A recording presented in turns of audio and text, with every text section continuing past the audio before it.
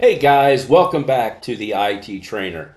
I hope you're ready to go. We're now on part 5 of our cloud computing course with a real emphasis on the Microsoft Azure product line. And as we left off on our previous part 4 episode, I was talking to you about really what clouds provide.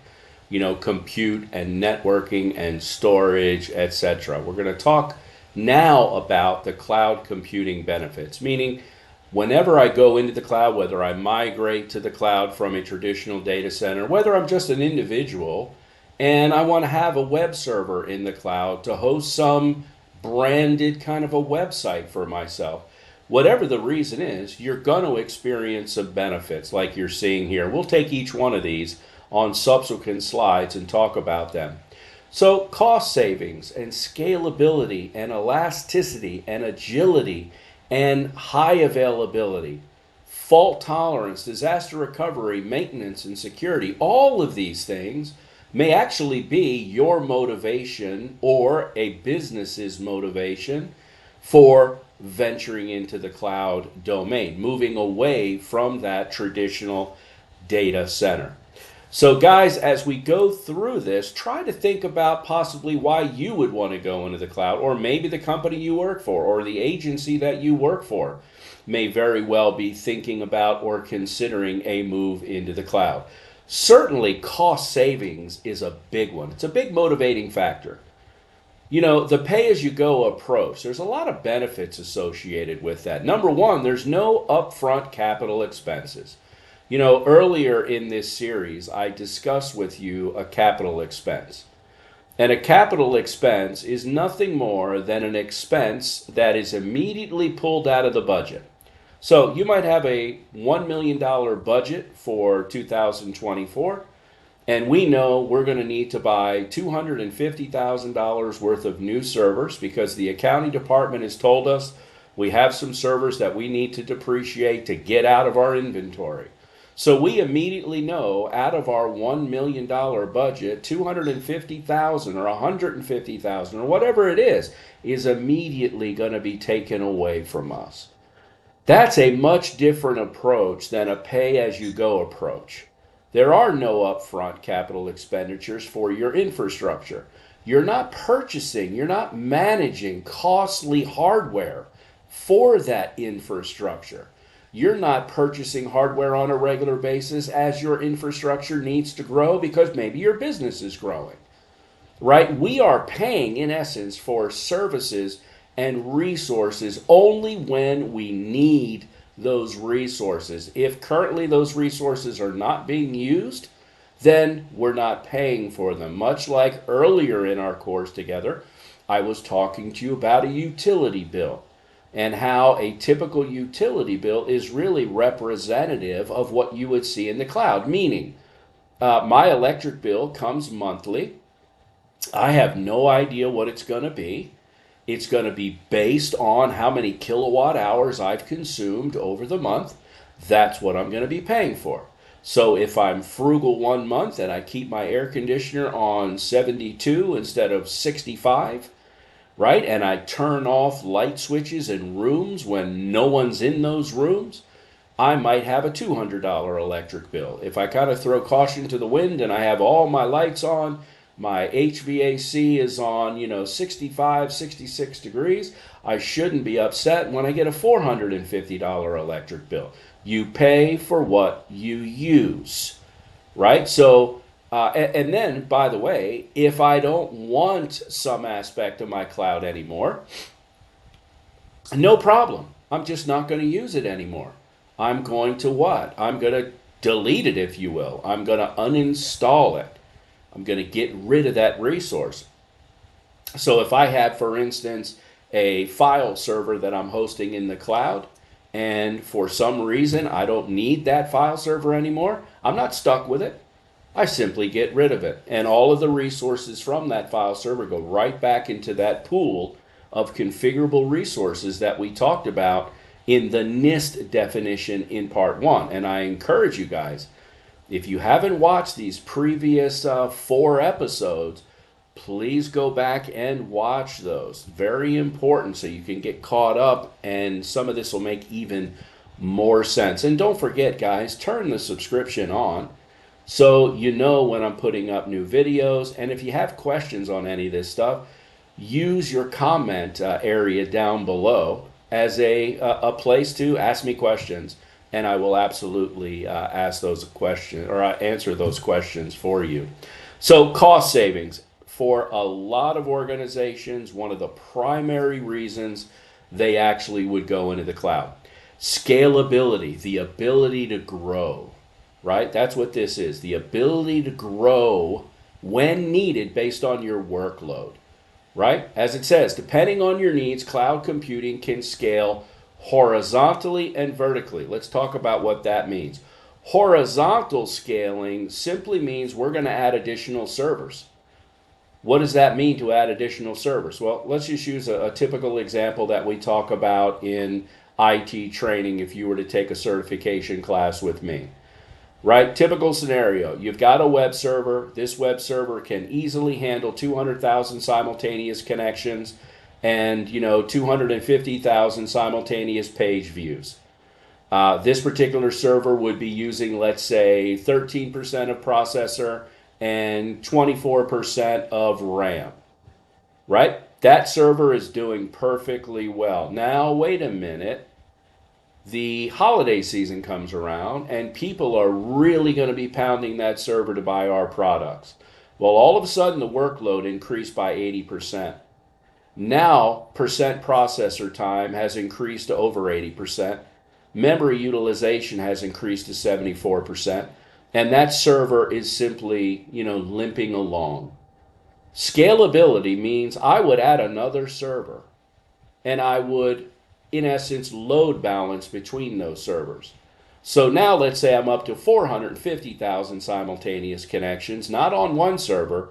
I'm splitting that up between two servers. So I've taken the entire workload, I've chopped it in half, and I've assigned it to two servers. I've reduced the amount of utilization on each server simply by adding another server and load balancing between them. What I just described is called scaling out or horizontal scaling. It's the process of adding additional servers that operate together in one unit, and we are, in essence, load balancing between them. This is a very traditional thing we've done for years. This has nothing to do necessarily with the cloud, right? We absolutely do it all the time in the cloud. The cloud service providers do it all the time on their physical machines. But we also did it in and do it in traditional physical data centers as well.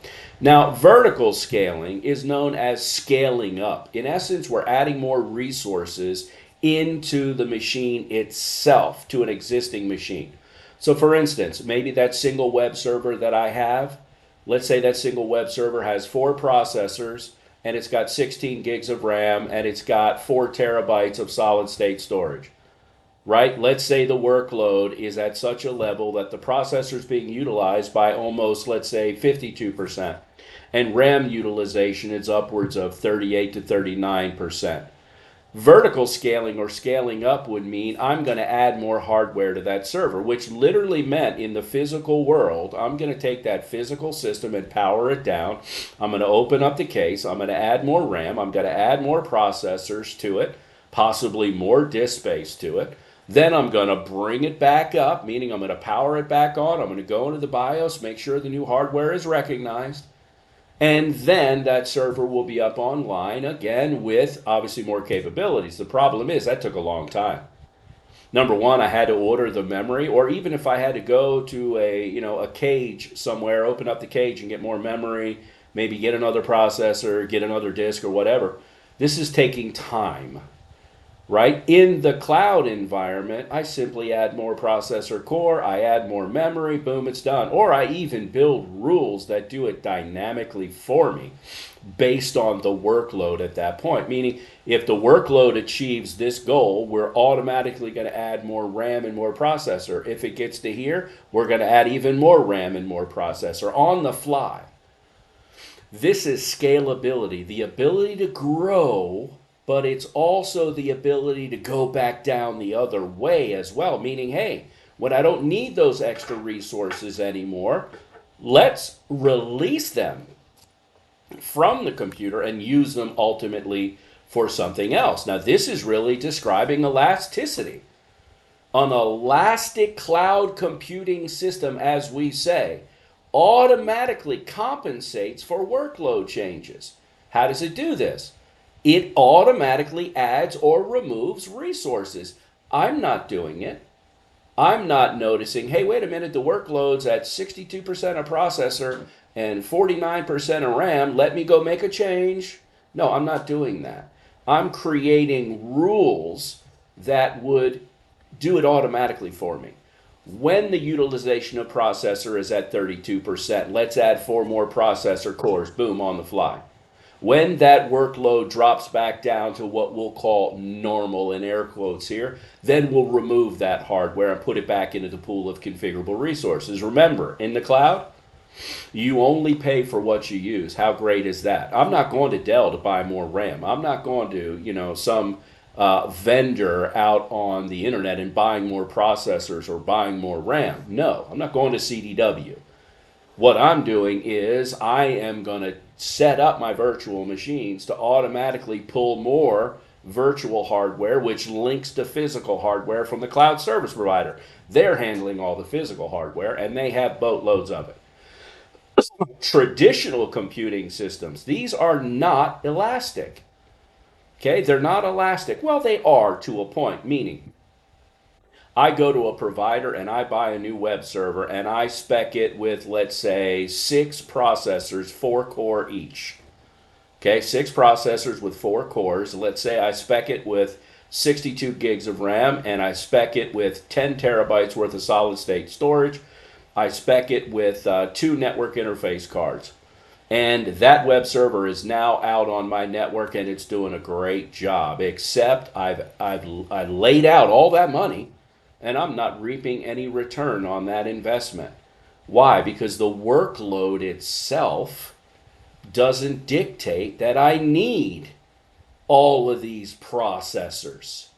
I don't need 6 processors with 4 cores. I don't need 64 gigs of RAM currently, but it's there.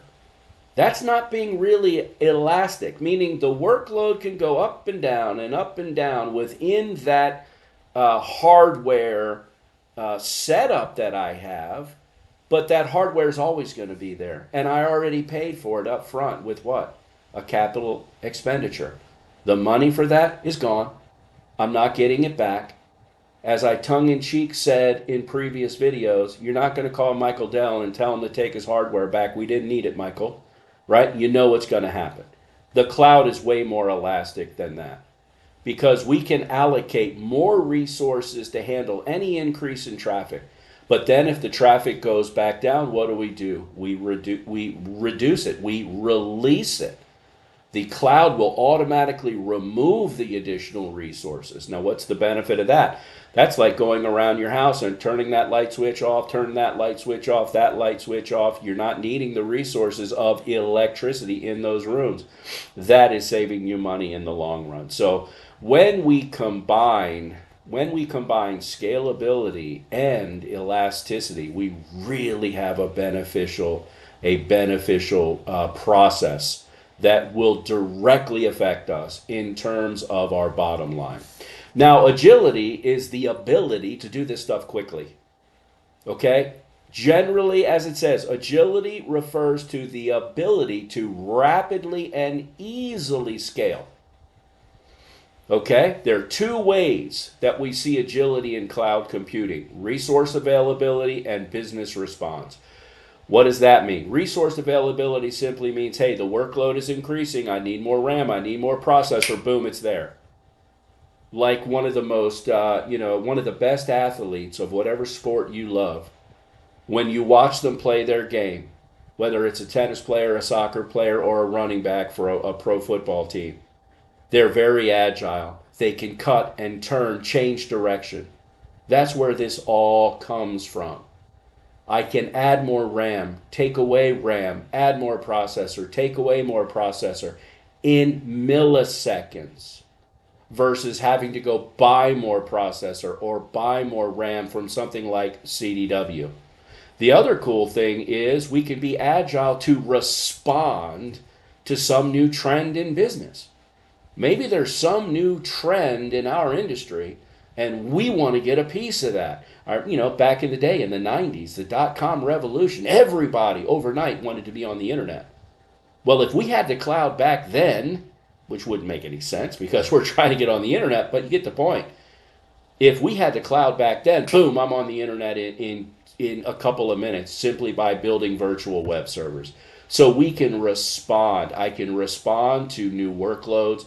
I can respond by selling new products and getting them out there on to market quickly. Hey, maybe your organization has a new service to offer, and you don't really want to go out and buy all these physical servers because, frankly, you don't know if your service is going to work.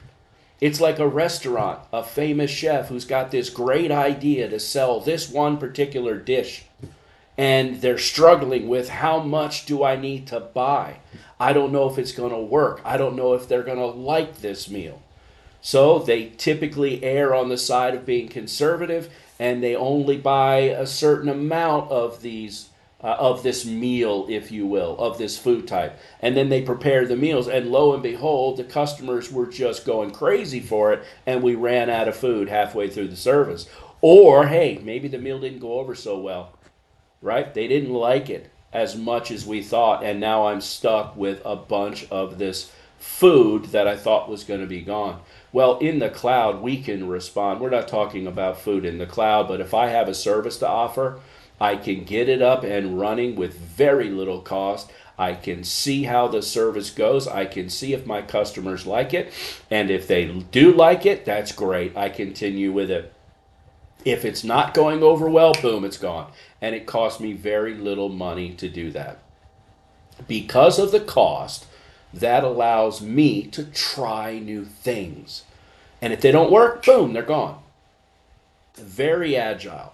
Okay? Notice, cloud agility means that when a business has an idea for a new application, that new meal in that restaurant, they can rapidly develop it, test it, and launch it. Why? They're not spending all kinds of money buying new servers and new hardware. They can take a chance. It opens up the world to them for a lot less money.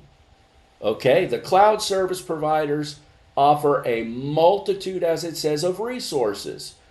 These things are all readily available. You want to have an application in the cloud? We've never done that before. Boom, try it. Container app, let's see if it works. If it doesn't work, no harm, no foul, it's gone. I didn't go out and buy a $40,000 application server to do it. Right? The business doesn't need, the agency doesn't need, the individual doesn't need to worry about provisioning and maintaining new resources. Okay? Resources can be quickly added. However, the business has to respond, right? The business has to respond to the uptick in business, but that's great. They love to respond to new business. The hard part is building up a network to support some new resource you're going to develop and deploy, not knowing if it's going to work, and paying a lot of money to do so. So cloud computing makes your business response even more agile than it ever was. And of course, everything is highly available, right? A highly available system is typically accessed within what we call 5 nines, right? An IT term, 5 nines, 99.999% uptime. What does that mean? The cloud will provide you 5 nines, not in all situations, but in some situations, 5 nines. That means whatever resource you build on top of their physical network, they guarantee 5 nines, 99.999% uptime. What does that mean? Your application or whatever is going to be online, 99.999%. That works out to be about 8 hours or so of downtime allowed per year. And that has nothing to do with routine reboots either. I'm not talking about routine reboots ticking away from that 8.5 hours. No. It is failure. Okay? It is failure. Okay? Cloud providers build this redundancy into their cloud system architecture when they design their own data centers. There is no single point of failure anywhere. If one component blows up and goes south for the winter, there's a backup of each and every component. Your virtual machine may very well be on a VMware-based physical server that literally just failed, but your VM didn't fall offline. Your service, your website, your application is still there. Why? Because it failed over to another system thanks to high availability. And this is also related to fault tolerance. Fault tolerant systems really build upon availability because they're guaranteeing 100% uptime, which means zero downtime. And how do we do this? Well, we keep multiple copies of all of your VMs as a cloud service provider, I'm saying. We would keep multiple copies of all of your VMs on a completely different host machine, maybe even in a different geographical zone somewhere. So if that one system went down, no problem. We have 3 or 4 others. You didn't do this. The cloud service provider does this for you, right? This is the fault tolerance that you're getting, in essence, for free as an add-on to your pay-as-you-go plan. Notice it says, because the VM workload is also located on a separate host that is fault tolerant, they likely wouldn't encounter any downtime at all. Even if your VM went down, the workload is somewhere else.